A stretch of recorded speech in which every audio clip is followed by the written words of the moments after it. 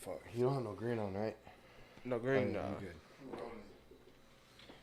What's up, y'all? It's your boy Can too. If I can, you can too. You already know what it is. It's Ridin High Sports. We shooting live from Ridin High Studios. It's going down. Yes, I got a freaking crazy ass guest today. It's your boy nco Hendrixxx in the building. nco, what's going on, baby? Yes, sir. How y'all doing? You know what it is. You know that boy from TAM UK. Yeah. Just graduated. Just got that bling. Show him the bling. Sir. Show him the bling. Show him the bling. Yeah. Yes, what's up? You know what it is. We got a great story. We got a lot of things to talk about. We're going to talk about John Morant's comeback. We're going to talk about a couple bowl games. We're going to talk about some remarks about an all-white, all-black Pro Bowl. We're going to talk about a lot of things. But first off, we got to talk about my guest because, man, dude's been killing it lately in the game. If you ain't been to the art scene or art walks, that if you live in I'm sorry. I assume a lot of y'all live down here in South Texas. I know a lot of our fans don't. If you're ever in South Texas, the first of the month on the first Friday of every month, they have an art walk. It's a big thing downtown, and you would always catch this guy performing some music. You can always catch this thing doing. If you can't catch him I bet you could look him on YouTube catching some footballs. Because the dude was a wide receiver, he got them hands. So we're going to get into it. You know what it is. nco, what's up? How you doing, man? I appreciate you, brother. I appreciate you coming to the podcast, coming through. Let's get into it, man. Right off the bat, for people that don't know, where can they get a hold of you? Where can they find you? What's going on? Give them all that stuff. So y'all can find my music on all streaming platforms. nco Hendrixxx. All social media is nco Hendrixxx. Just an exclamation point instead of the I. Spell it. Fuck it. So it'll be C exclamation point NCO and then Hendrixx HENDRIXXX. Yeah, man. You can find him on Instagram. Yeah. I know he on my Twitter too. He on my thing. He on my DMs. If you go to Ridin High Sports following, you'll find him. If you go to Can2MF on Instagram, you can find him. If you go to Can2BRT on TikTok, you can find him. I mean, he everywhere. You can go to YouTube and just put nco. You can find him. Yeah. Just make sure with that what it is. And so let's get into it, bro. Where you from, man? Where were you born and what it is? I'm from Corpus Christi, Texas. CC? I was born on the west side of town. I went to West Oso High School. All right. Well, what's your birthday in case some fans want to send you some stuff, man? I ain't gonna tell y'all the year. You ain't got to tell me the year, bro. Don't worry about it. All I know, don't worry about his age. Don't worry about his age, ladies. He'll give it to you. He ready. It's September, though. September, bro. He just had a birthday. How old did you turn? 24. 24. You know what I'm saying? He 1 year older than Mike right now. You know what I'm saying? He 1 year older than that Mike here. You know, he good. Than LeBron. I'm 1 year older than LeBron. I I don't speak of Jordan. I'm a LeBron fan, man. Oh, we're going to talk about that later. I don't even, bro. Okay, we're going to get into him. We're going to get into that discussion later because I don't know how he could put LeBron over Jordan ever in any category. I'm sorry, 6-0 is 6-0. But, so, you have, you're from Corpus. What elementary, middle school, high school you went to? I went to West Oso all throughout my schooling years, from elementary on up to high school. So for people that don't know, explain that to them. West Oso, it's on the west side of town. Some people may say it's a bad school. Some people may say it's a good school. Yeah, it's. But it's the same name for elementary. Yeah, it's the same. It's like a whole independent school. Yeah, okay. It's a whole independent school district outside of Corpus. Yeah. Not really outside, but kind of like outside. No different than you would probably say Katy outside of Houston or the Woodlands or anything like that. It's West Oso, so I would say it's West Oso ISD. Yes, sir. And you were there for elementary, middle school, and high school. Yes, sir. In high school, you were a really good football player. Yeah, some may say. Some might say. People that see and know the game say he was a good football player because that's what the fuck I'm saying. But did you play any other sports but football at West Oso? I played basketball 1 year. Okay, how'd you do there? Be real. I was on JV and then I got moved up in playoffs, so. Okay. That was fun. We went to regionals. Nice. Yeah, I wasn't just no. But did you get to play and stuff? And not in playoffs. You were just there for the ride. Yeah, it's okay. That was me my freshman year at Carroll. Yeah, I got moved to from freshman squad to varsity. Yeah. Okay. And I just read the bench for that playoff ride. If you don't know, check out that Ray High School Carroll squad 02, 03. Ray High School made it all the way to the fucking state championships. They were really good, really really good. Check them out. But Derek's coming back. DJ Lil King's coming back into the building. I'm pretty sure he'll tell you exactly. We were talking about basketball, and we were saying like how he played, and then I told him how I came in 02, and we talking about Ray High School in 02, 03, and how good they were in basketball. Yeah, but you gotta realize us coming from West Doso, that they were barely taking baby steps, bro. You gotta realize. By the time Ray went to a state championship, we had already been. You need to be on the microphone to say this. I know this. I know this. I know this. They don't know this, but they need to hear this. That's what I'm trying to tell you. Like, where you going? Come back. What? Yeah, all right. He gonna get some ice. He gonna come back and tell you about this. But like, yes, that rest of so. If you don't, because he thinks everybody is just from Corpus. No, but right? But people do know Oso though. Yeah, Oso is a good school. They were powerhouse. serious in basketball. We were talking about football. He said he played JV at West Oso. We were talking about it, and then we just talked about like the 02, 03 Ray High School. And I was saying like DJ Lil King will tell you that was a powerhouse. That was a really great freaking team that went all the way to state, and they put it down. And if I'm not mistaken, you correct me if I'm wrong. Most of them didn't they go to West Oso Middle School? No. Any of them? No, just Irwin. Just Irwin. Okay, so just Irwin. So that's the only one I really know. I thought everybody would because Irwin was raw, but Irwin, and it was brought in. He knows He's a high school guy. Yeah. He knows all of the girl. You saw the magazines he was pulling out. He even put out mine. So like, he put out yours. Yeah. How crazy was it? Shout out. Dude didn't really understand we fuck with sports, right? We was talking to him, and he was kind of starstruck that we had his high school numbers up, and they were like, it wasn't like we just printed them from the printer. Nah, that shit was OG. OG shit. Like, we really do fuck with sports around here. Ridin High Podcast, you really get that shit straight. It comes straight out the mouth from us. We really do fuck with this shit. And we really happy to have him here today. nco doing his thing, man. We appreciate it. All right, we're gonna move on. We're gonna move on from basketball because that ain't your thing. Your thing is football. Your thing is that pigskin, catching that ball, doing them little OBJs. I seen the highlights. How was it playing for West Oso?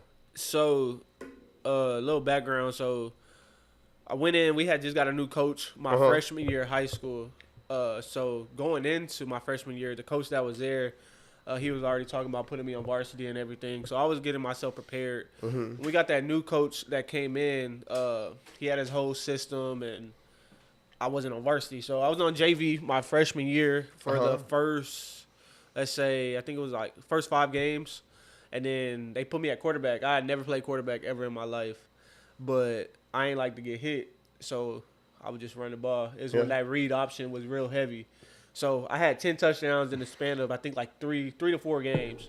And then they called me up. The coach texted my uncle, Coach Andrew Leon. He texted my uncle. And he was just like, Jermaine's going to get moved up for varsity this week, starting at receiver. So ever since then, I started at receiver, and I started at outside backers, free safety my freshman year. You played varsity your freshman year after 3-4 games? Yeah, I moved up. And I started the last 3 games. So, hey. That shit was crazy. I told you boys the bees. I told y'all. All right.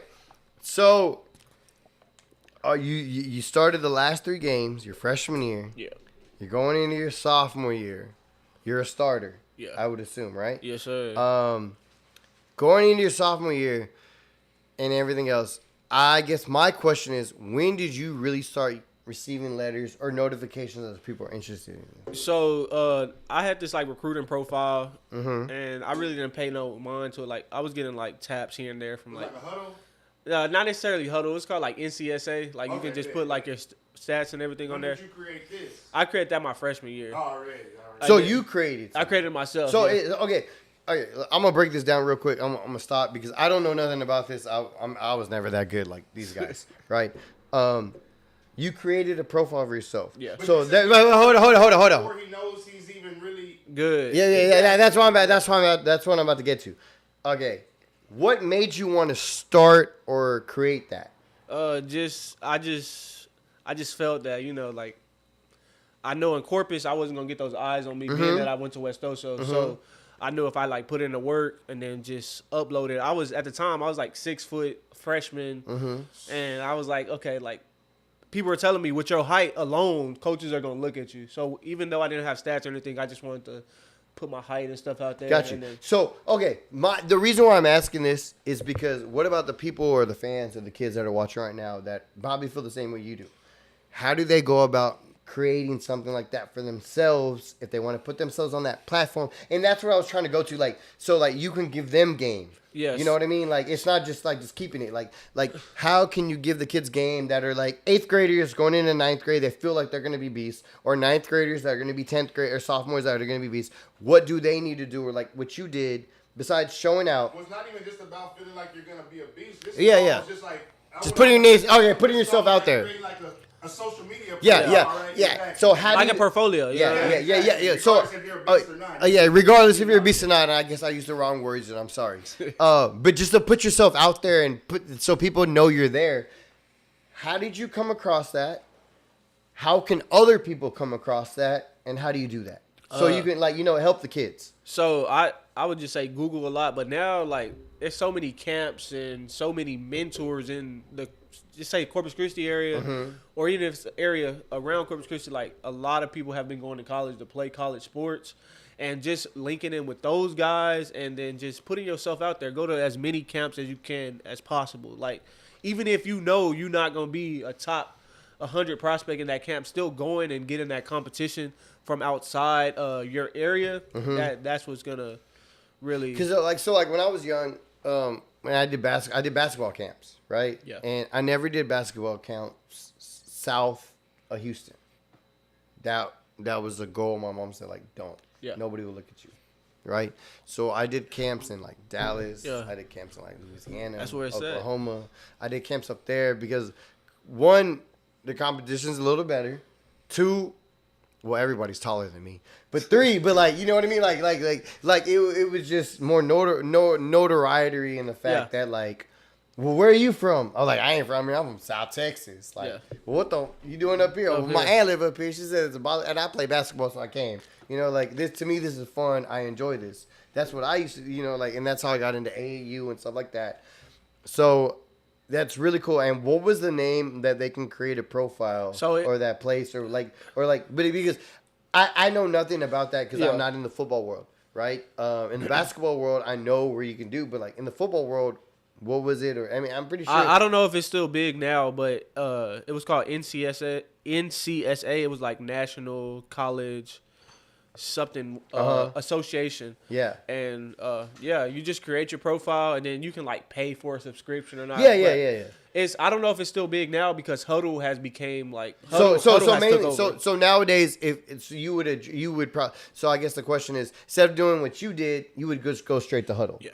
And if anybody out there thinking like, hey man, how do I get out there, and you want to reach out to him, you already know his DM, you know his IGs and stuff, ask him. He will help you. He's a great guy. Go to Huddle. But that's what I want to know, because like there's probably a lot of kids watching like, how can I be like you? How can I get to that scholarship or whatever, and a lot, and it's no different than you're in the music industry, and you look at a rapper or anything or whatever, right? You're like, how do I get there? How do I make it? You want to know the part works. And I'm pretty sure there's a lot of kids, sport athletes, either way, looking the same. So like Huddle, something to look into if you want to prepare yourself. That's a really good thing. Yes, sir. So when you started doing that, it was the NCSA. Okay, so you started doing that. We're going back. So you did that at the NCSA, right? Yeah. And that was your sophomore year. After you made it and you created that profile, what was the feedback while you were playing, and like what was going on through that time? Like what were you getting? So my sophomore year, I started both sides of the ball. I played free safety and receiver. And we went up against some good schools that year. We played against Odom. Okay. And they had Michael Everett at quarterback. Oh, shit. He's like in the top 10 passing yard. Yeah. played against him and CJ Romero. He was one of their receivers. He was one of he's in record books too. And I had a big game against them as a receiver. Like it was crazy. What were them stats? I don't remember the stats. You know, but what you did on somebody. You know what you did on somebody. I know I had. Tell them what you did. Tell them what you did. I know I had some catches that was just like, okay, like you could see the growth. You know what I mean? You could see the potential. It was nothing crazy, but you could see the potential. Mm-hmm. So I just kept building off of that, and then I got second team all district receiver, and then also got second team all district unanimous safety. Mm-hmm. So at that point, I think my stats were like. Defense, I was like probably like 62 tackles as a free safety. Woo! Like if you watch my film, like I'm coming down hitting, like 62 tackles, and then I had like 350 yards receiving. Yeah, something slight. And then this is junior year, sophomore year. Yeah, this is my sophomore year. So then my recruiting started picking up. I'll never forget. I was in class and my coach, he's like, somebody's here to speak to you. Mm-hmm. And this is my sophomore year. So like what I had in my head was like, okay, nobody recruits until you're a junior. So I'm like. What is this? Yeah. So I go and it's Texas A&M Commerce. It's one of their. Yeah, I know what you're talking about. I think it was their DB coach, if I'm not mistaken. And he was just like, "We love your frame. We see the potential. Like we can't offer you now, but you're on our radar." So I was like, "Okay." Out of Oso too. Yeah, they came to Oso. Yeah, me and Kwame Huff. They came and talked to me and Kwame Huff. He was a receiver. Yeah. So. Talk to him. So after that, I was like, okay, bet. Like, I got eyes on me. Now let's ramp it up. Yeah. So I told my mom, and she got me placed in the USA football camp. Okay. That was big for me because, like, everybody there, like, there was, like, different groups. So you had wristbands. People with the red wristbands, those are, like, the certified, real people. I did some reps with them, and I shut down some of their receivers. Mm-hmm. So I guess I got some looks from there. I guess coming into my junior year, had offers from Air Force Academy, all the Ivy Leagues, Hardin-Simmons University, Mary Hardin. You was getting recruited. I was getting recruited.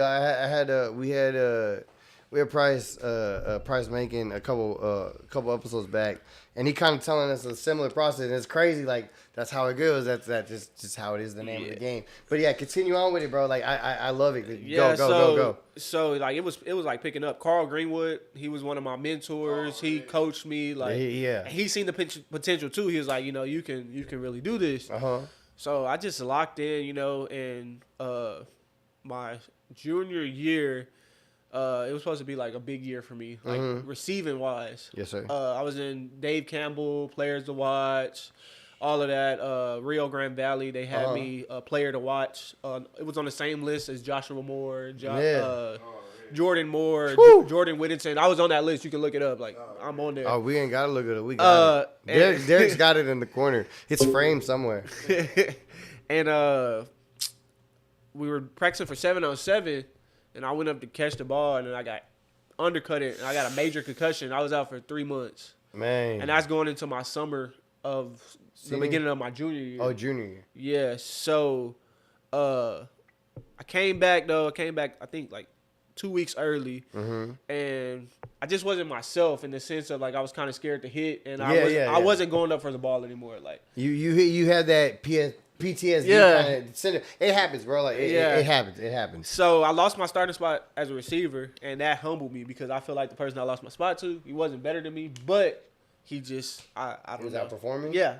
So lost that, went strictly defense. That year I didn't get no awards. So like it went from me being like this highly touted, like not highly touted, but like at Oso, like that guy for football, to not being nothing. So I had to get back to the basics. So my senior year, I still had contact with Air Force Academy. They had actually offered, but I didn't want to go because I didn't want to go to the military for the How does that work? I was gonna ask. Yeah, that's what. Can you explain that? So I don't know how it works now. I don't know. I know there was. But for you, how would it work? If I would have went. You were signing on to the Air Force? You're signing on to the Air Force because you're going to be a military contract that you're signing. Yeah, so you would have to do 2 years after you graduated in active duty. So almost like the reserves. Yes. So it's basically. But you're an officer though. Yeah, you go out as an officer because you go to so like at A&M they have a cadet school, right? They have the Corps cadets, where like after you graduate from A&M, if you're in that cadet program, you come out an officer. Yeah. So I'm guessing when you go to the Air Force, it's no different like Annapolis or anything else. You finish and you already start out on top, but the only difference is you were going to play football for the school. Yeah. But you have to give 2 years Active of enrollment after the university. And how I was looking at it, you know, I'm coming out of high school. I'm like, damn, like if I'm I don't going know, D1, I might go to the league. Like, yeah, you never know. yeah. Like, yeah, so I was that's like, some real shit. I was like, I don't know. So kind of put them on the back burner, but they were still hitting me up. And then, so my senior year, told my coach, I was like, you know, like, I ain't no receiver no more. Like, I'll go strictly defense. Like, whatever it was, what it is. So they had me at free safety still. Mm-hmm. And then, we're doing good that year. Mind you, also hadn't been to the playoffs since like 2008. Yeah. Like it was a drought. It's been a minute. So it had been a minute. So we started off good. We started off like 3-0, 4-1 going in the district. Mm-hmm. And they moved me down to outside backer. And that's where I just ate at. Like I had 47 tackles, but I had like 7 sacks. Damn.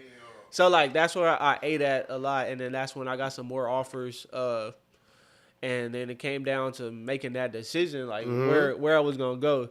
So I could have went to Air Force. I didn't want to do the military. Yeah, got you. I feel you. Bryant University could have went there, but their coach had just left. Where's that at? It's somewhere like in the East Coast. Okay. Yeah. Okay, that's what's up. Could have went there. I don't know where that's at. That's why I'm asking. Yeah. Drake University, that's in Iowa. Could have went there. Okay. Northwestern University could have went there. Chicago. Yeah, but like nothing was like adding up right. Mm-hmm. So I was like, you know what? Fuck it. Northwestern was offering a full ride? No, I didn't have no full ride. Only full ride I had was from Air Force. Everything else was like partial. Oh, yeah. Okay. So Hardin-Simmons University, they're a D3. Mm-hmm. They hit me up. They wanted me to go for a visit. So I went for a visit.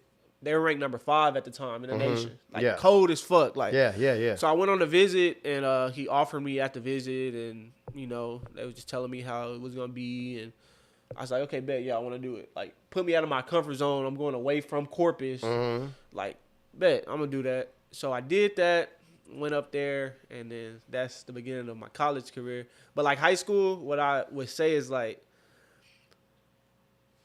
just go all out. Like, you have nothing. You have nothing else to worry about. Like, what did y'all do senior year? Did y'all go to the playoffs? Oh, senior year, yeah. We went to playoffs for the first time in, like, 10 years.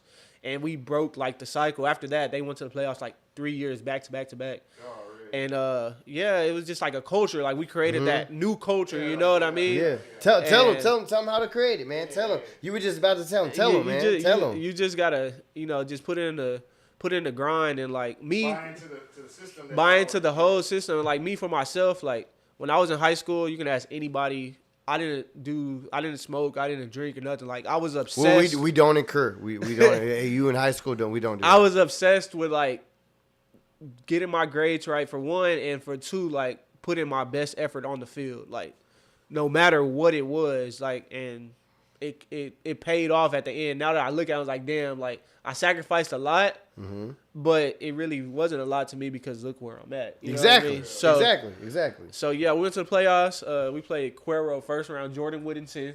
Okay. Yeah, he went crazy on us. Yeah, that's probably the best player I ever played against. That's your most memorable, like about somebody. Yeah, he was cold. I used to wear goggles when I played football because I couldn't see.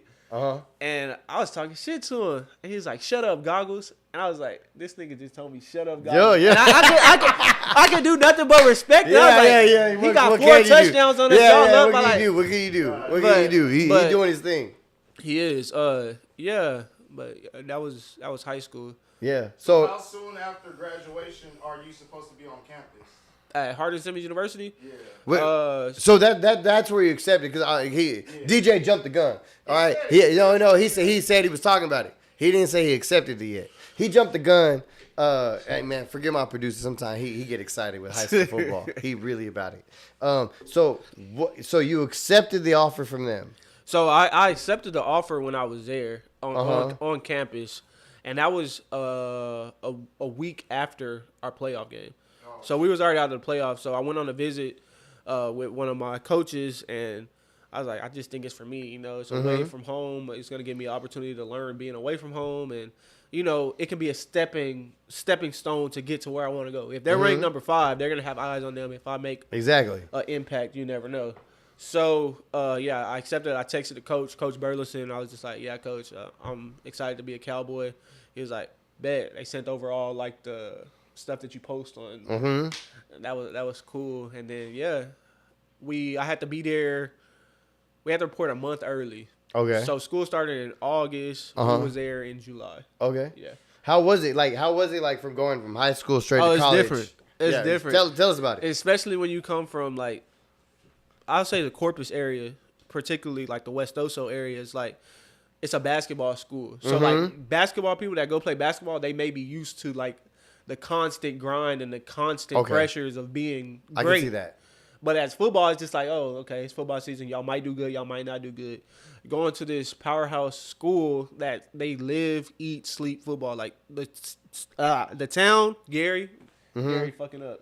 Gary didn't fuck up. Gary, hey, hold on. Gary, we told you to get his stuff right. Yeah, I told him. National titles before you had got there, because I know they won a couple recently, or one recently. Had they won any before you had got there? Yeah, I think they had like 3, if I'm not mistaken.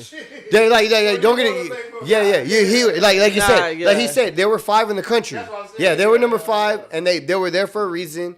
If I'm not mistaken, before you got there, they didn't win the year before, but I think they won the 2 before it, right? Yeah, and I looked that up, and I was like, man, they was really recruiting this boy. And Gary, get that shit right, bro. No, but go on. Yeah. Go on. So I forgot. Oh, it's like a football town. So like, it's Abilene Christian there. You got McMurray University. You got Cisco. That's like 30 minutes away. Yeah. And then it's another. No, it's not another school. Yeah, it's 3 schools. So Kilgore's not around there, right? Nah. No, right. No. So they shut down. Like the whole town shuts down on that Saturday, and everybody going to even the ACU game or the Hardin Simmons game, and got there, and just the pressures of like, bro, like my recruiting class was the biggest recruiting class. Our recruiting class was 127 people. Like 127 people. That's a lot. And it's not like that 127 people was just like, oh, off the street. You come on. Yeah. No, they were really good. Yeah. Like really good. So got there on the depth chart. We had 7 safeties. 7 safeties, yeah. And that's including the starters. We had Blake Johnston was a All-American. Yeah. And then Derek Strambler, All-American. So out of that 7, I was number 5. Okay. And then my roommate Jamel LaFon, he was like number 4. And then you had the upperclassmen. But yeah, it was different. It's just the pressures of being better than what you were in high school is high, because like you got to live up to that standard no matter what. Like if you're gonna find a way to do it, or you're gonna be back at home. So that's just how it is. When you was there, and you were playing, how long did you stay there at that school? So I stayed at Hardin Simmons for a year. Okay. Did you redshirt that freshman year, or you were on the active roster? Yeah. So I was on the active roster, and then my knee just swelled up out of nowhere, and it was right before, I think it was like 3rd game of the season. And at the time, if you didn't play 3 games, I believe you can redshirt. You can redshirt. Yeah. So the coach, they redshirted me after I had got hurt, and I had torn my meniscus, fractured my kneecap. Oh. And the game before that though, I had played with the developmental squad, so it's like the JV squad, and I was like starting, had a big game. We was playing against Mary Hardin Baylor. Had a good game. Yeah. Coaches was like, okay, you may get moved up this week, whatever. I was practicing with the main team and everything, but my knee just didn't hold up. Yeah. So you got put on, you redshirted after the 3 games. You got hurt. It's the end of the season. What is going through your process at the end of the season? What are you thinking, and what do you really want to do? So what I'm really thinking, like, this is just the honest truth, is just like, I don't want to be at school. Gotcha. Like, just straight up, I'm just like, like, I've never been through an injury ever. So I was like, I don't want to be at school. But I talked to my mom, and it was like, you just got to keep pushing through it. Like, so I got in the weight room, and I couldn't really work out my legs because of my knee, but my upper body, like, I was big. I got to, like, during that, like, when I got hurt, so let's say, like, 8 weeks to 10 weeks, I was, like, up to, like, 205, and it was solid. You know what I mean? Like, solid. He was like, oh. So I'm like, shit, like, you know what? Yeah. Like, I'm gonna transfer portal, and that's this is when the transfer portal was like just starting to get big. So was it like a regular transfer or was it like a transfer portal? Because I think like when I get confused, like we gonna talk about the transfer was you had to sit out a year, but when the transfer portal came, they gave the 1 year where the 1 free year of you could transfer. So was this in the era of the regular transfer, or this was a transfer portal? Nah, this is the portal. This is the beginning of the portal. Yeah, so you can play immediately at your new school. Yes. Okay, bet. But before you get into that, because I know he said, all right, off camera before we started, he said, bro, I got a lot to talk about the transfer portal. And Cinco said, bro, I got a lot. I that's what I'm saying. Little kid. Yeah. But true. I was going to do the same thing. I'm glad he did because we're going to get into that, but I'm not done with your story. But we're going to get into your transfer portal. Definitely. But okay, going into it, you want to get out. You're transferring. And how is that process? So for me, I don't know about for everybody else, but for me, I just started emailing coaches my film, and I didn't have a lot of film, so I just emailed them my high school film, and it was just a year out, so it's the same shit. Just emailing my film out everywhere. Like I'm entering the transfer portal, and what I kept running into is I was never educated on like the transfer shit. Like, so what I kept running into was like, well, we can't talk to you. We like your film, but we can't talk to you because you don't have a release yet. Oh, that's what. So you didn't tell the guidance counselor or nobody. Nah. Wait. Let him tell it. Because they sometimes I know, but sometimes the people can't hear you back there. Right. Okay, let him tell. Okay. For people that didn't hear. It's because he hadn't told the people that he was leaving the school. Yeah. Basically, right? Yeah. Like you didn't tell the guidance counselor I'm releasing. That's probably one of that. And then because I reported on the transfer portal new updates, episode 5 or episode 6, where like it used to be 60 and they cut it down to 45, and it had to be like you had to tell the NCAA I'm leaving the school so you could talk to other coaches, and you were as soon as you reported it, you could talk to coaches, you could visit, you could do all that stuff. But you had to report it. You only had 45 days to do it. This year, now I believe it's from December 15th all the way to like the 30th. And then again in April 15th to the 30th, it's only 45 days. It used to be 60. They changed it. Yeah. That's why I'm really interested in this. So you hadn't told anybody you wanted to leave, but go on with your process. You want to transfer out. Yeah. But you ain't told really don't tell nobody. But you already started talking to other coaches, trying to get out. Go on from there. Let's go from there. So I started emailing them, and like I was running into the same problem. And what I had in my head was like, okay, if I'm gonna go to a different school, leave this top 10 school. Yes. It's got to be even a higher division or just a better school in general. So the coaches that were messaging me back, they were like NIA schools. Because they can talk to you. Yeah, like, they you can. don't have They to have can. a release. Yeah, you don't. So I'm like, okay, whatever. So I hit up New Mexico Highlands University. It's a D2 school out of Las Vegas, New Mexico. Their coach, Joe Fine, he was the head coach at Bryant University. And like I said, Bryant was recruiting me when I was in high school. So I hit him up and like, coach, I'm going to enter the transfer portal. Like, da-da-da. He's like, well, when you get your release, let me know, and then we'll talk. So I went to talk to, I think it was like the person that's over like transfers and stuff at the school. Your player relations person, whatever. Yeah. And let them know that I was going to maybe transferring, or I was going to be transferring. He's like, okay. They didn't tell the coaches or anything at this point. Like, I'm still on the team. I'm still going to practices and everything. And then I get a call from my coach, and calls me in there. He's like, hey, Jermaine, I gotta talk to you. And I'm like, okay, what's up, coach? Like, he was like, so New Mexico Highlands called us. They want to know if you have your release yet. And I'm like, what? He was like, yeah, like, I'm not gonna tell you what to do or anything, but whatever decision you make it the best decision for you. Well, that's good. That's good because I've heard stories that go south. Yeah. And I'm glad that guy say like whatever's best for you. Yeah.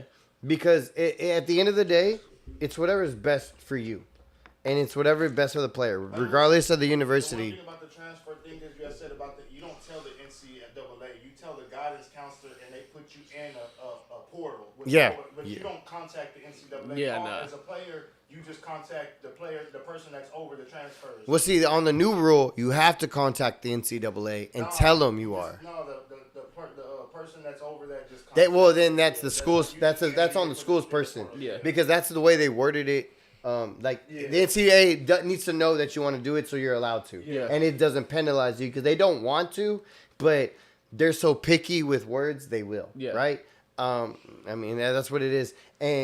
But I'm glad at least he told you do what's best for you, because it kind of would have been messed up if he told you like. Right. Yeah.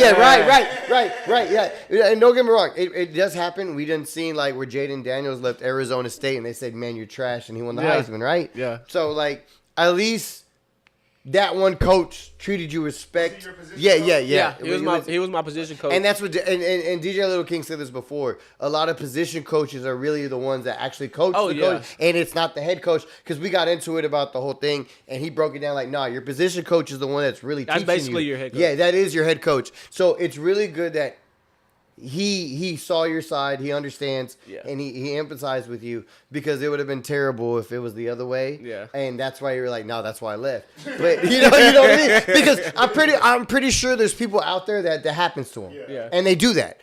And I'm not trying like to make fun, but like it's the truth. So and I feel like a lot of people that don't know, or they're not in that situation, ever been in that situation, don't really know the truth, just what they see on ESPN, Fox Sports, or whatever. That's why Ridin High Sports, we be number one. That's why we got Cinco in the building. Yeah. So Cinco, go on with this story. I'm sorry, I didn't mean to go to a little tangent. I just, you know what I mean. Go. So so after I meet with him, I'm like, yes, sir. Like I didn't even tell him yes. Like I'm just like, yes, sir. Like, so I felt like at that moment, I was like, okay, well, New Mexico Highlands, they want me, because if they're already calling, they want me.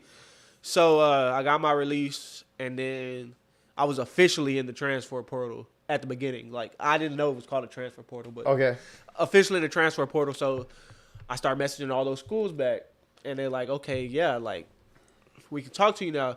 So I don't know if y'all ever seen Last Chance University. Yeah, Last Chance. We were just talking about it. Not East Mississippi, but Gulf Coast Community. Yeah. I had an offer from them, from JB, Coach JB. Yeah, like the one that be LA. I can pull it up for y'all too. He be I'm not gonna say his word, but he be Yeah, I can pull it up for y'all too. After this, I'll show y'all. But I had an offer from him, and I was just like, well, you know, I'm thinking about it like, I just want to go. They on Netflix.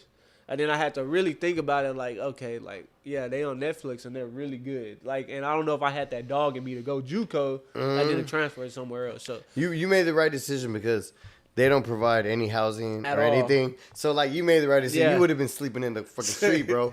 I ain't even gonna lie to you. Like, you would have you gonna be far from Texas, nowhere to sleep. But yeah, you made the right decision. I'm just saying, if you're in California, make your own decision. But with Texas boy going to California, ain't no help, no handling. Yeah, bro, you would have been sleeping on the street. Because I didn't seen that episode, and there's a lot of them that had to drive hours and take buses to get somewhere. Yeah. So I can only imagine a boy from Texas, what he gonna do? Yeah, nah. So then I messaged Coach Joe Fine. I was like, yeah, I'm coming. Like, okay, he's like, all right, bet. So they put me. I was part of their recruiting class, everything national signing day, and this is D2, so I'm feeling like great. You feel me? Like I elevated myself. You know what I mean? I betted on myself, even though I'm hurt, and I betted on myself. And you still have 4 years of eligibility. Still have 4 years eligibility left. So went to New Mexico, and it was just totally different. Like, although it was D2, it was a higher division. It was what's the word? You had people from Chicago. You had people from Florida. You had people from everywhere. So like, all of us was there. We were there to play football. Yeah, it wasn't local stuff. Yeah, it wasn't no local. It was like people showed up. This, that. They there because this is their shot. It wasn't like it wasn't like your neighborhood kids that are there. It's people that like bro, mom and daddy back home like 2, 3, 4 hours. But at the same time, you got to think of it too. Is like we 18, 19, 20 years old. We at school because of football. Yep. We ain't worried about school, you know. No, you ain't worried about school. You're not worried about school. And at the same time, it's like we away from home. Like, whatever we do over here, our parents not gonna find out if we getting drunk, if we getting high, or nothing like that. Yeah. So that was the culture around on the team. Like, we had a horrible season. But I feel like I'm not gonna lie. I feel like that's a lot of people that when they first go to college, it's their first time away from their parents. You living in a place where you ain't home. Yeah. Ain't no family around. So that's when you start experimenting with like, man, I want to do this. I want to do that. He's basically saying whenever he was at Hardin Simmons, right? It wasn't like that. It was. Yeah. So it was this real first experience of like what college athletes are that move out, because it happens. Like it really does. I know I have a friend. I'm not gonna say his name or anything, but like went to school, partied out of sports, right? It happens. Yeah. That happens all over the country.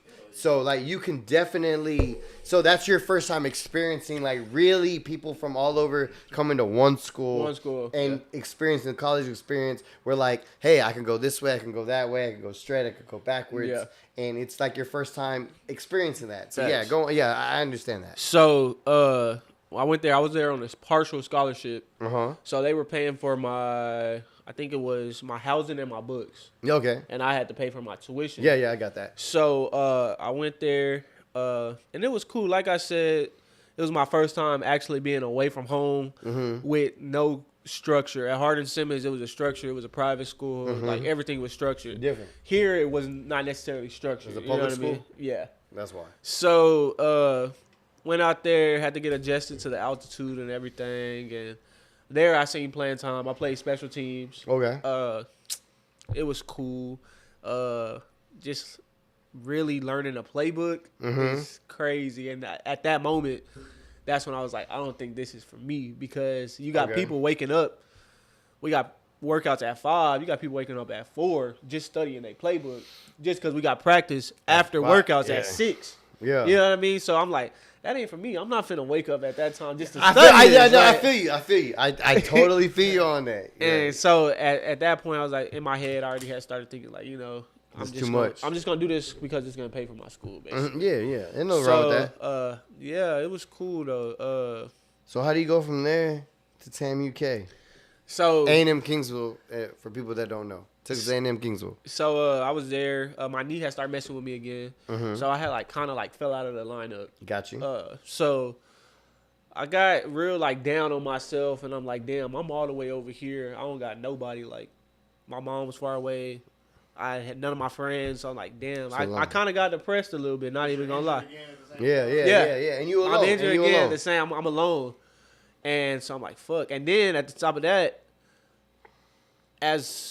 when I got recruited to go there, I knew that I was on a partial scholarship. But I guess me being in the moment, like, damn, okay, bet. I'll figure out how I'm going to pay the rest of that money when it get to that point. You feel me? Like, I'll figure out how I'm going to do that. Well, that was a problem. I owed $3,000 left. And I had took out, not loans, but I had got financial aid. So it covered up to a certain amount. And I still owe $3,000 left. And I told my mom, I love my mom to death. And she told me, she was like, son, you're a man now. So I'm not going to hand you anything. If you really want to play football, then I'll, help you out with that. But if not, if you're just there, then you just need to come back home, work, pay that off, and then see what your next move is going to be. So that's what I ended up doing. So left New Mexico Highlands. I actually just stopped going to practice. Last 4 games, I stopped going to practice and left there. And then I took a semester off, paid that off, and then ended up at Kingsville. Crazy thing. At Kingsville, they had just got some new coaches. So my dog Craig Clemens, he's entering the NFL draft. He's really good. Shout out to you, bro. Yeah, bro. We're gonna get him. Shout out though. We'll go on. He was playing there. He's like, bro, you know who the coaches are? I was like, who? He was like, Coach Petty. I'm like, what? Coach Petty was my position coach at Hardin Simmons. Oh, okay, the one that liked you. The one that liked you. And he told you, hey, do what's best for you. See, I'm telling you, I'm listening, and I'm saying, bro, please, yes, go on. It's crazy. So I was like, what, for real? So I'm like, damn. So in my head, I'm like, I haven't even contacted him yet. I'm like, all right, Craig, it's COVID year too. So they're not working out at the facilities. They're working out by themselves. The football people. I'm like, all right, Craig, well, I'm going to work out with y'all. I'm part of the team. I'm going to just work out with y'all. And then he's like, bet. So I'm working out with him for a little bit, not too much. And then I go to the sub to go get something to eat, and lo and behold, it's Coach Petty. Yeah. He was like, Jermaine, is that you? I was like, yes, sir. He's like, you looking bigger. I was like, yeah. He's like, how's your knee? I was like, I'm good, Coach. He was like, bet, come talk to me. So I'm like, okay, bet. So I'm emailing him and stuff, and then there was no spots available because of COVID. Yeah, got you. So he told me to sign up for the walk-on workouts or walk-on tryouts, and not to worry about it because he already know what I was going to do. Yeah, he was going to get me on. So start thinking about it, and then it came back to it like, I'm not built for that no more, the staying up late, waking up early, working out and reading playbooks. So I just let him know. I was like, yeah, coach, I'm good on it. Like, I'm going to decline it. And I just went to school regularly. And, yeah. But it was multiple times that he, like, emailed me or he seen me. He's like, gosh, you want to come out there? I'm just like, nah, coach. Like, I'm good. Okay, so from ending at that point, what do you have a problem with? The transfer portal when you was in it to the transfer portal now, in which you think the difference I wouldn't is? even say the transfer portal. I was more so talking about NIL. Okay. Okay. Speak your shit, bro. Just speak it. Speak it about, because you was there. We wasn't. You was. Say it. So I feel like NIL should have been, you know what I mean? Because I know a lot of people myself, like, shit, all I needed was $3,000. Like, I feel like it's a lot of opportunities that for players to have made money off their likeliness. And honestly, it's a full-time job. Like, being an athlete and going to school and keeping up with your mental health, like, and being away from home, like, that's a full-time job. You know what I mean? It is. The stresses, like, can say, like, people like to say, well, all they do is play football. All they do is play basketball. They may stress more than somebody that has a full-time job because you're right. If you don't perform, you gone. You cut. You cut somebody else coming up. And then you got the pressures of somebody every year. Like, say you're a manager at your job, right?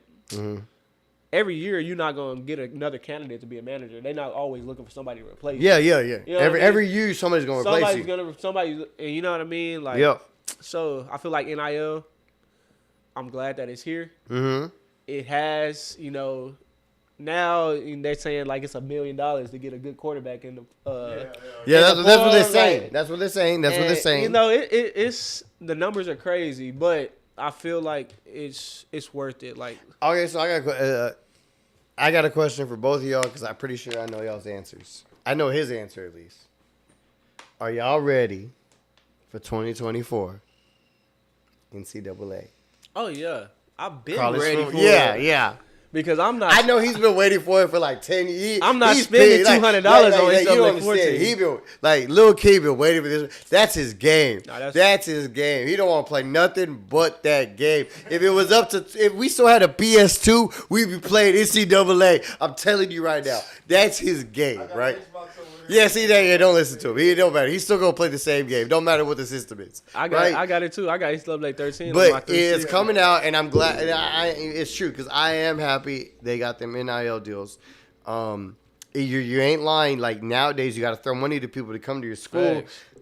And at some point back in the day, they were doing that before that, right? Yeah. If you was really, really good, like really, really good. The only problem that I have with it though is like. So my fiance, she plays college golf at Kingsville. Okay. Shout out to her. Give her a shout out, bro. Put her name out there. Yes. Let's go, man. Hey, we trying to get her on the Masters, the lady tour. Come on. Let's go, baby. Yeah, come on. We need more corpus people on that golf course. We tired of Oso and all that other stuff. Get it, girl. Go. Give her a shot. Come on, bro. Shout out to my fiance, Olivia. Give her a name. And he just had a kid. Shout out to your kid too. Yeah. Shout out to him. But so like NIL, like there's a lot of players that don't get that. Yeah. Like a lot of players that do not get NIL, whether it be in their school's too small or whatever it may be. Yeah. So I feel like they need to implement something like a tier system. You know what I mean? Like if you're bringing so much money to your school, yes, you should be paid out a lot of money. Yeah. Now if you're just like say you're a starter, you know what I mean, and you're still helping bring ticket sales because y'all are winning and you're a part of it. Then you should be paid a certain amount. And if you're just on the team, I feel like you should be paid a certain amount. That's what I liked about, and we talked about this, I can't remember what episode, with Utah when they all got trucks. The whole scholarship, that's part of the NIL deal. Yeah. They got trucks for the year. They got cars. So if they want to go home, they could go home, this and that. Of course, they got to give it back at the end of the year. Yeah. But regardless, if you were on the team, you were a scholarship kid, you got a brand new 22. Yeah, that's what's up. You know what I mean? Like even. I got a question real quick because I know you said at the D2 school you were on the partial scholarship. I'm pretty sure they handed out full scholarships, but you were just on the partial at that one, huh? Yeah, but at D2s, like it's like Very rare that you get a full ride. Yeah. Okay, so at the D3, which was Hardin Simmons, right? Yeah. Okay. How does it work? Do y'all get stipends? So at the D3 school, like they don't give scholarships, but they find a way to get you the money. Okay. So with me, it was like I was getting loans and my grades were good enough to receive some academic scholarships. Got you. They as far as y'all like eating and stuff like that. Like I was wondering, like, did y'all get like $100 a week or something? You know what I'm saying, like a stipend? Yeah, like a stipend. No, we didn't get a stipend. They made sure they put all of that into like the package that you received. Okay. So like you would just go to the cafeteria, and you had like a meal card. Yeah. Okay. Yeah, bet. Yeah, because I know I have another friend that played school. And he got a stipend on some stuff, but it was only on when they weren't in season. Yeah. When it was in season, they were able to go to the cafe and swipe the card. But that's good to know. Okay, so you're at A&M Kingsville. You're like, all right, I'm back. Done with football. Is this when you start making that transition to music? To music. So the transition to music started in New Mexico. Okay. When I was not going to practice the last 4 weeks, I just locked in and started making music. Got you. Making music, thinking that I was good. And then I came back home and, just everything that I did with football, like I said, I locked in with football. Like, I didn't let nothing detour me from that. I did the same thing with music. Got you. And it helped me with my successes. I steadied going up.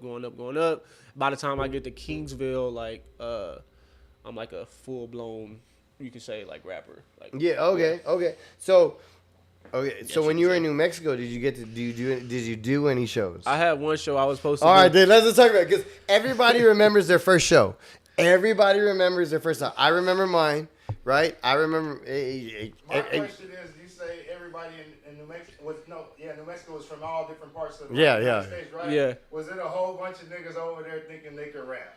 Nah, not that would be a DJ question. That'd be a fucking DJ question. I wouldn't say they think they can rap. Everybody thinks they can rap. But like people from Florida, like they just thought they was like the shit. Like, that's how I feel about Chicago people. I feel like Chicago people, every time they hop on the mic, cool though.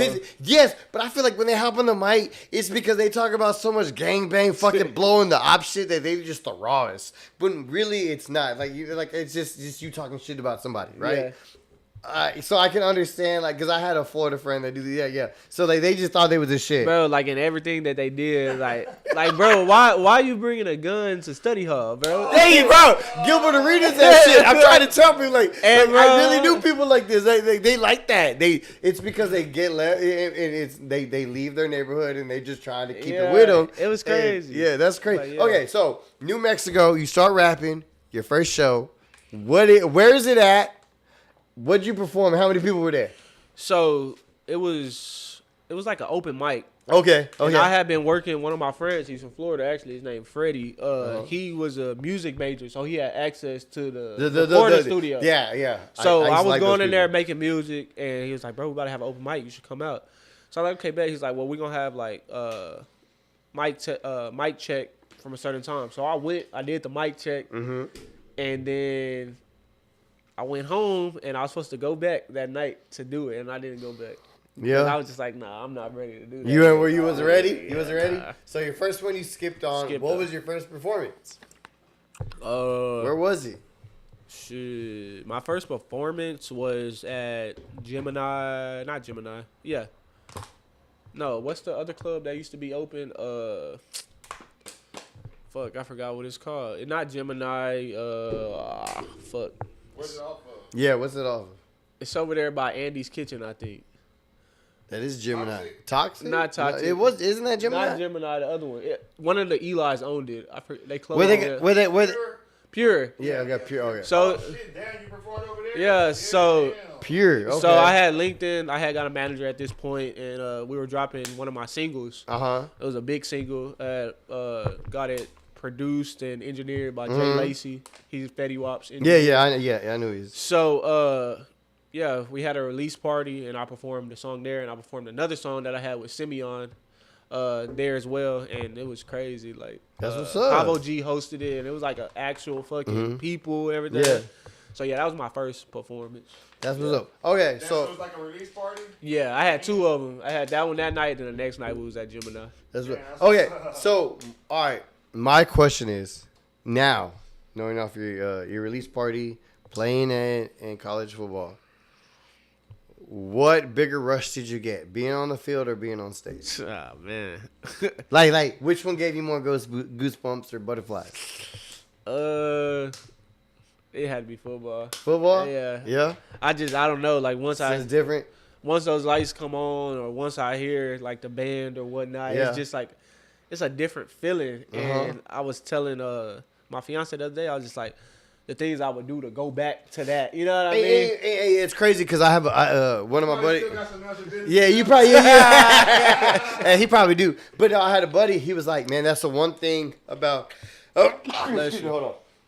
Okay. I'm good. The one thing about football, once you're done playing it, like any other sport, you can't go back and just recreationally play it. Yeah. Right? You can't just go back to the court and just do a 5-on-5 and hoop. Yeah. You can't if you played college ball. You can't just go to the YMCA. You can't just go to the neighborhood park. And baseball, softball, you can do that. Soccer, you can do that. Football, can't do it. You can't go back and really experience the full-on pad lights and things. So that's why that was one of the main questions I wanted to ask you, because I've asked that to other people that I know that are done with the game at the college level. Yeah. And they have the same response, and I asked because I want to see if it's consistent, and it just has to do with that kind of athlete. Yeah. They know when it's time to hang it up. Yeah, and I feel like that part is you gotta be real with yourself, because like you can't lie. I hung it up, but I had many times that say I could come back and play semi-pro or whatnot. Yeah. But like realistically, my body and me knowing, like realistically, I was like, nah, it's time to hang it up, and I was okay with the consequence of once I hang it up, it's done. You know what I mean? And there's nothing wrong with that, bro. That's something about being a man and growing and understanding where you're at in life and what you need to do to pursue and move on, and that's just being a human. Has nothing to actually really do about being a man, because women do the same thing, men do the same thing. It's just about being a human, learning that you need to grow with your situation, whatever obstacles in front of you, you just need to tackle and continue to move on, and that's just being a human being. And everybody experience is different. The only difference is we don't all experience our own experiences. So, like, that's why it's so interesting for us to know about you in college transferring. Playing, because not everybody does that. It's very rare. A lot of people do that.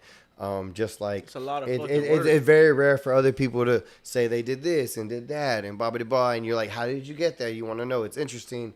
That's why we have a show. That's why we're on sports. And that's what it is. But we love it. And I love the whole story, bro. Like, it's awesome. It's great. So you're done with that. You started getting into music. You're doing your thing. You're back home. Now, when are you 100% just full in on music? Oh, by the way, congratulations. Shout out to nco. Just graduated from A&M Kingsville. Show him that ring, bro. Yes, sir. Show him that ring. Boy just graduated. Yeah. Boy just graduated, man. He legit. He got paperwork to come with it. He got paperwork to come with it. Congratulations to you. I'm glad you part of the A&M family. Congratulations and shit, man. Big ups to that, because that's huge. Huge regardless of whatever you do in life. Yes, sir. That was a goal I know you set for yourself. Oh, you told you I think you said earlier you wanted to do that for your mom and everything. And just big ups to that, bro. Yes, like sir. that means a lot. That means a lot. Okay, moving on. We're going back to your music. Yeah.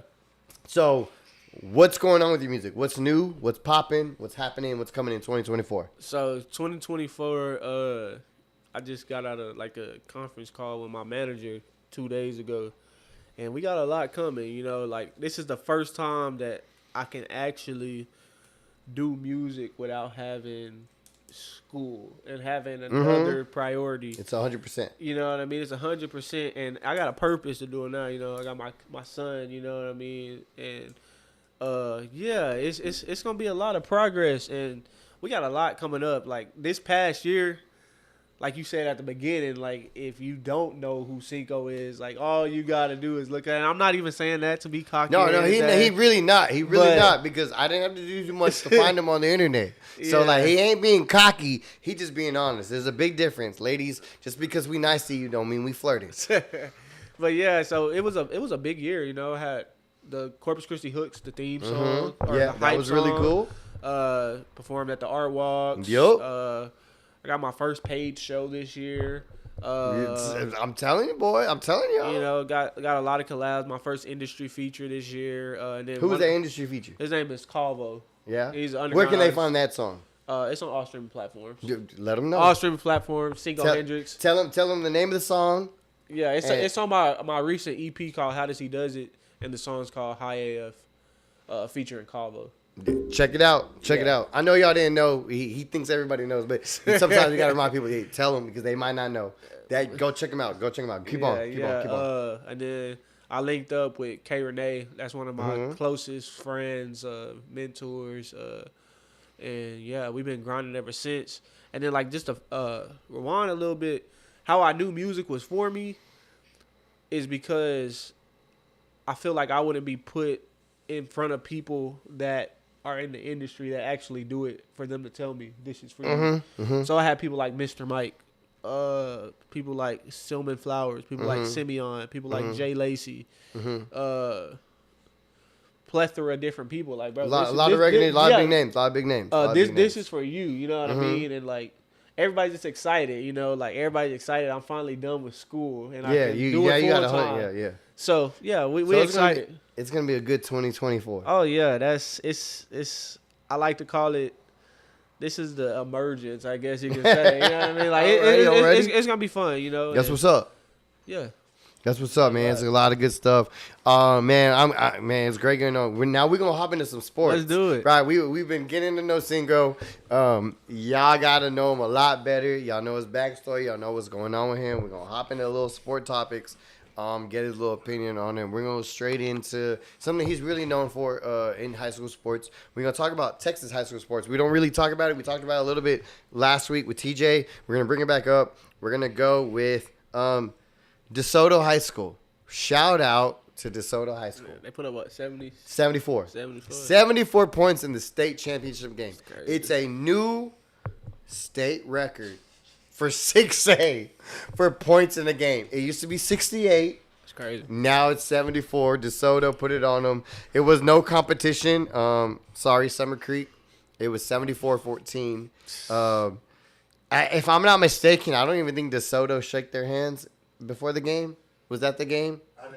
I watched it. I think DeSoto didn't shake Summer Creek's hands before the kickoff. I watched a couple high school championship games. I watched that one. I watched the Duncanville one.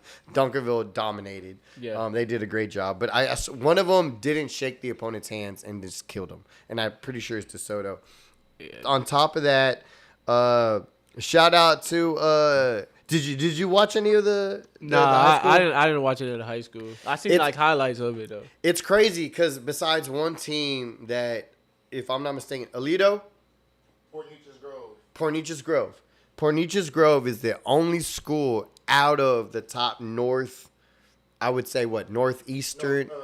Pornichas Grove was like the only school that wasn't a North Texas school. Okay, Pornichas Grove was the only school that wasn't up north in Texas. It was down.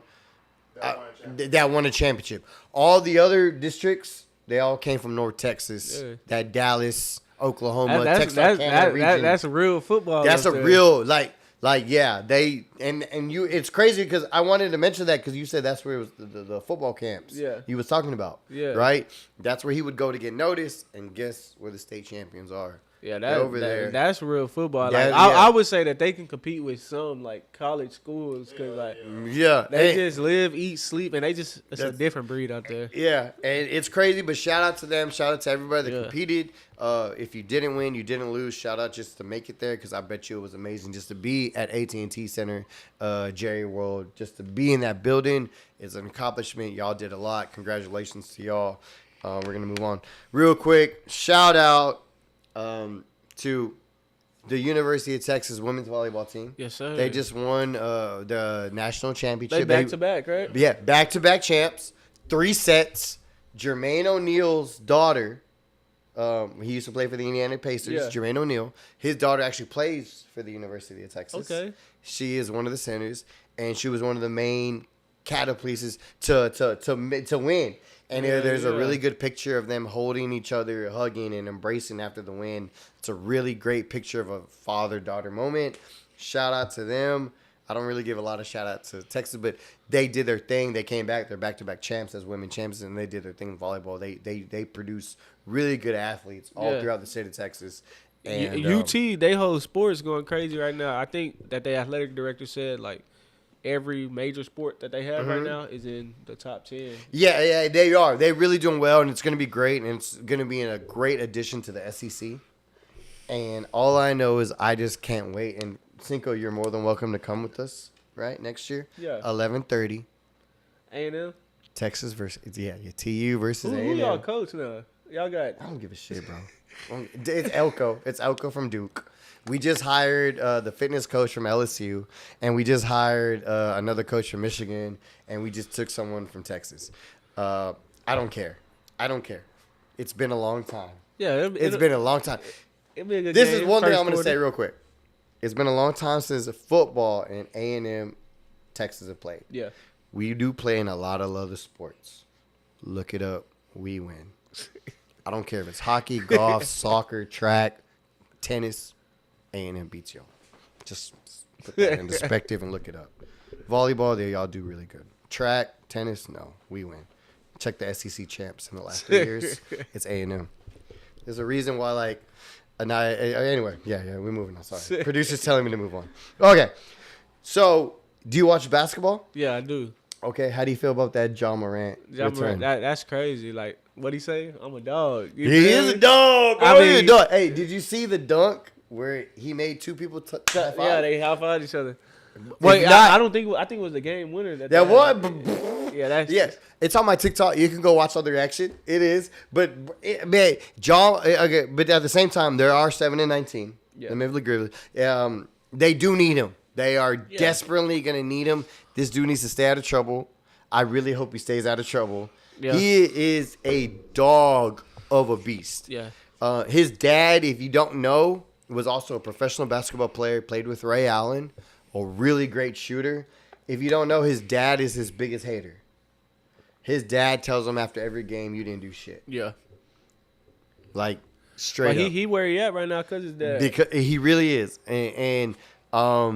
but to be real, John Morant to be back in the game and be in the NBA with Draymond out, I think this is a great transition. Yeah. I think this is a great look for the league.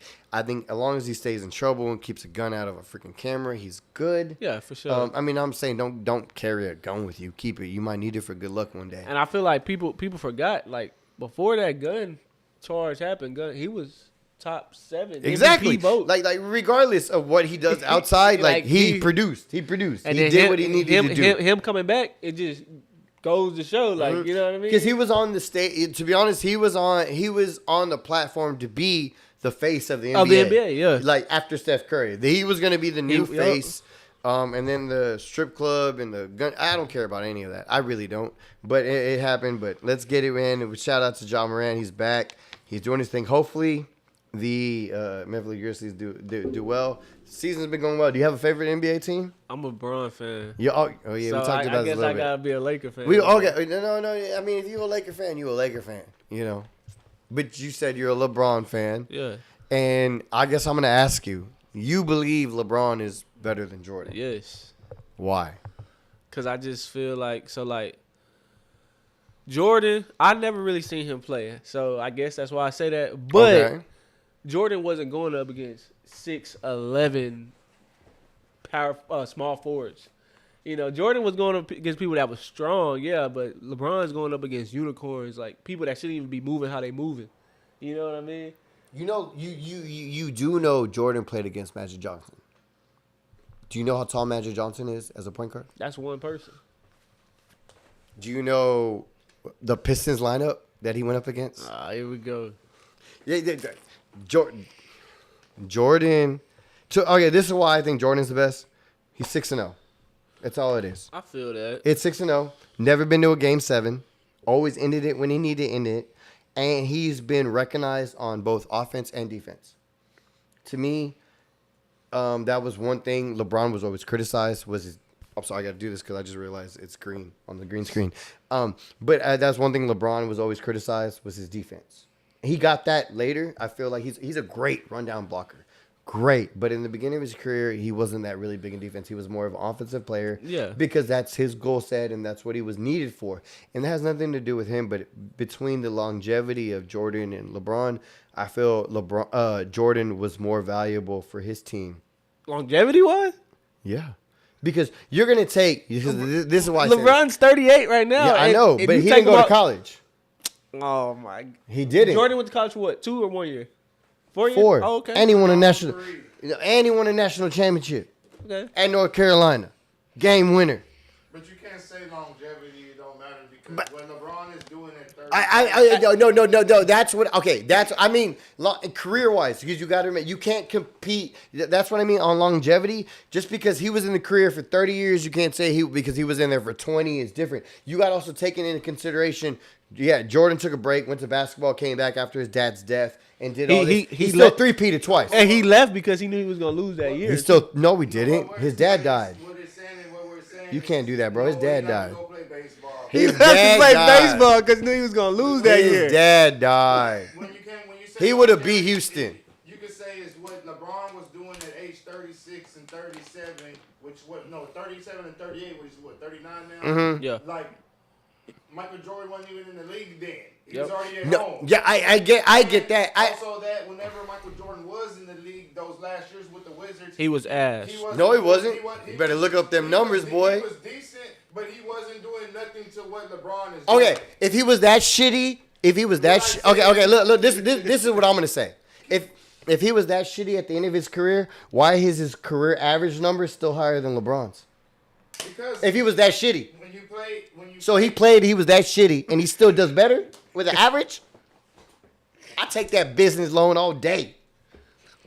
Brian, those are numbers, bro. Like, you can't beat numbers.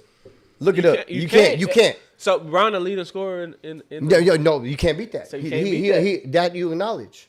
You acknowledge that fully. He is the leading scorer. I never said no. He is an awesome specimen as an athlete. Great. But if I want a fucking winner, I'm going to pick Jordan, Kobe, and some other people before LeBron. You're going to pick Kobe before LeBron? Yeah, always. I'm always going to put Kobe in front of LeBron. Always. That's crazy. Bruh. You're going to pick Kobe in front of LeBron? Yes. Yeah, I'm going to pick a Mamba mentality that has like... LeBron going to go to a team, the worst team in the league he can go to when he went back to the Cavs. And guess what he going to do? We're going to lose 4-0 at the finals? He going to get you there, though. That don't matter. No. I don't care. Because at the end of the day, when it comes to like this argument, you're always going to talk about championships. You can't talk about rings though, because that's a team effort. Okay. If it's a team effort, if it's a, don't even worry about him. We talking about this. I don't care. He was talking earlier, and I was telling him to calm down. We good. Like, so with me and the whole Jordan LeBron bait is like, Jordan, you could put him on any team, and he's going to be number one. He's the GOAT. He wants the last shot. He wants to be it. LeBron didn't. LeBron had to learn how to do that. He didn't want to take the last shot at the end. He didn't want everybody riding on him. He had a lot already as an 18-year-old coming into the league with a $80 million contract or $90 million with Nike, already having so much expectation. There was so much on him. I understand, like, it was a struggle, and what he's done is amazing. I'm not giving anything past it. But as a competitor, if I had a first-round pick and LeBron and Michael Jordan in front of me, I'm picking Jordan all day. And every great will tell you that. Every great. It doesn't matter what you look at. Shaq will tell you that. Charles will tell you that. Everybody. Yes, we know that. We're not rushing nothing though. We're just talking. It is what it is. But I'm just telling you from my point of view, that's why I will always pick Jordan. I've seen Jordan play. I've seen him in that era. It was a tougher era. It was more physical. They changed the whole game in fouls because of Jordan. And if Jordan and if Jordan played in this era, he would average 50, not 30. He wouldn't. He's not averaging 50. Nowhere close. I see Jordan play longer than you two. Just because you like 2 years older. But anyway, but that is my opinion. Like I said, like it doesn't mean it's right. It's an opinion. No different than when Cam said what he had to say. No different than when old boy Rashad said, like, we had a Pro Bowl, we're gonna do black versus white. How do you feel about that? Like African American? Yeah. You ain't heard about it? Nah. Bro. So one of these sports commentators where they were all talking about, like, I'm tired of the Pro Bowl. Nobody watched the Pro Bowl. We should make an all-black team versus an all-white team as a Pro Bowl, and how would it go? That wouldn't be fair. A lot of people were saying that. But, okay, I don't know if you watch Speak on Fox or Ocho. I know he watched Ocho because he's a Texas legend, right? He came out and defended the white crowd. Because he first off said, like, let's be real. Let's get that correct. I just feel like I'm not saying he's not, but he said straight up, let's be real. That offensive line, what's it gonna be? yeah, but what about the defensive backs? No. That I'm gonna get there. See that let me get there. Hold on. I was gonna get there to it because I asked Derek this the other DJ Little King this the other day, and he's the only person that's ever answered this, right? But let's say the offensive line, it's gonna be all white. Right? Let's be the quarterback. You're going to get a good white quarterback. Yeah. Right? Who you going to have in the backfield? Christian McCaffrey? Right? Who you going to have as two tight ends if you do it like a 2-and-2 set, right? You're going to have what? Travis Kelce and what's the other good white boy? Kittle. Yeah, you're going to have Kittle on the end, right? Well, who you going to have? Thielen on the side, right? You're going to have another one. The only thing, right. And this is where he made the argument. I would have Cup and Thielen play both ways because you ain't going to have a good white corner. You ain't going to have one. When's the last good white corner you have? This is the only person that knows the question.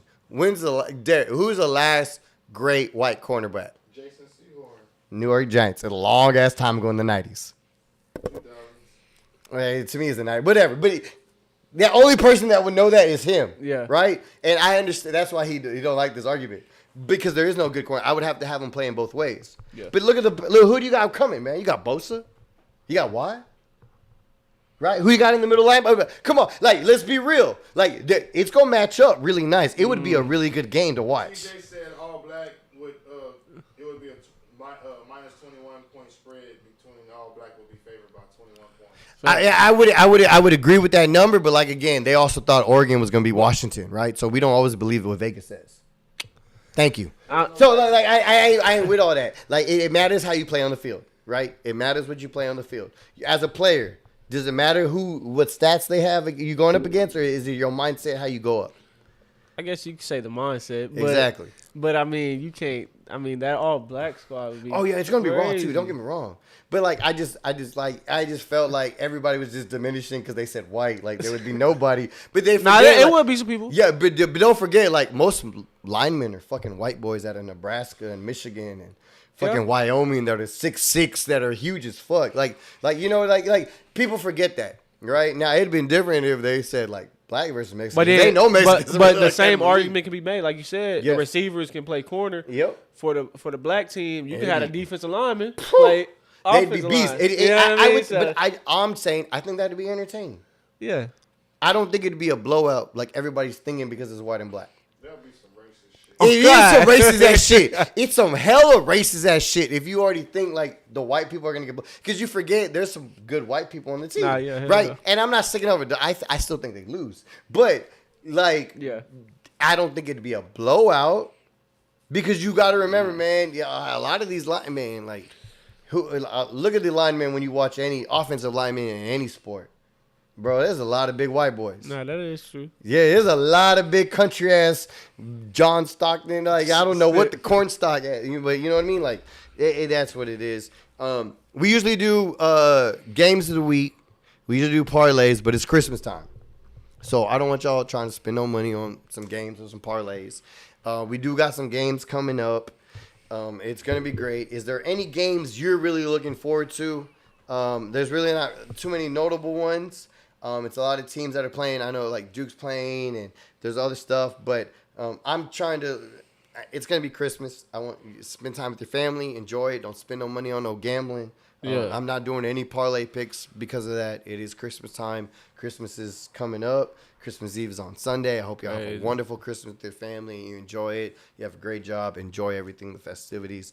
But is there any like particular bowl game you looking for? No, both. I'm waiting till the first New Year's Eve. New Year's 6? Yeah, that's.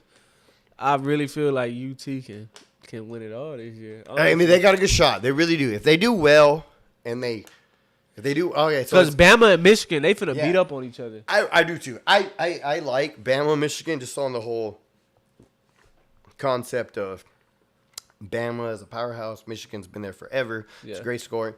But the Washington-Texas matchup to me is so exciting because of their defenses. Yeah. Their defenses both can be exposed. Both of their offenses are explosive.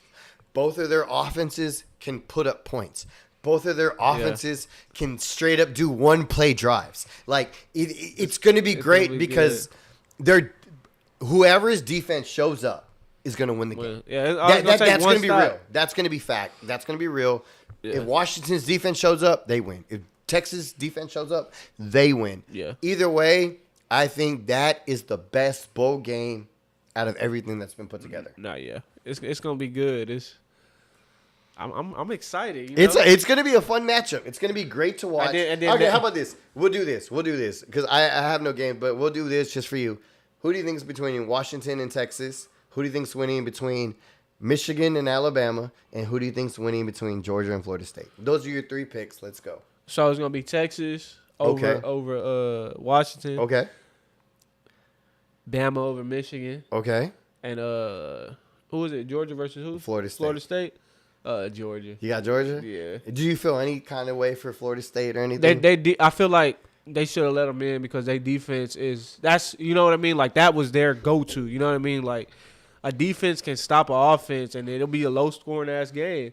You know what I mean? So thank you. You're the only one that's agreeing with that. I feel like they should have got in over Bama, honestly, just because. But he a player. He knows. He's been there. He's been in the trenches, right? But I haven't. But you can't fault that pick though. No, you can't. Bama is playing. I mean, they're doing Rowe is going crazy. They are the best. I would say Alabama. Like I told TJ last week, they are the best team that's progressed from week 1 to the end of the year. Yeah. They are the best one that's improved week after week. I give them that. I just thought you can't be number 1 and then get skipped out to like at the end. I think Georgia should have been 4. I still didn't have Florida State in, but I don't think you can. And Bama lost 2 games, right? Yeah, no, they lost 1. They only lost 1? Okay. Yeah. But I don't think number 1 should have got kicked to number 6. Yeah. That's a 5. That draw. I just it's never been done. I didn't like that. But I do agree with your comments. Like, yeah, Florida State got screwed. It happens. But not next year it won't. Yeah, because they're going to 12, right? Yeah, they're going to 12. So it's going to be a real good stuff. Real good thing. nco, one more time, man, before we get out of here. Tell them where they can find you. Y'all can find me on all streaming platforms. nco Hendrixxx, C!NCO, HENDRIXXX. And it's your boy Can Too, man. If I can, you can too. Find me at CAN2BRT on TikTok. Find me at Can2MF on Instagram. Ridin High Sports, Ridin High Podcast. Everything you need. We'll be back. We should be back next Wednesday. I think it's probably just going to be me and DJ Little King because it's Christmas time, and we just going to talk about some bowl games. Real quick, before we take off, next Wednesday, if we don't get here, I got to put it on the record. I hope A&M beats Oklahoma State. They play next Wednesday. So I'm going to give them a good shout out. But till then, it's your boy nco. Yes, sir. Can too. If I can, you can too. DJ Little King in the background. This is Ridin High Sports, and we out.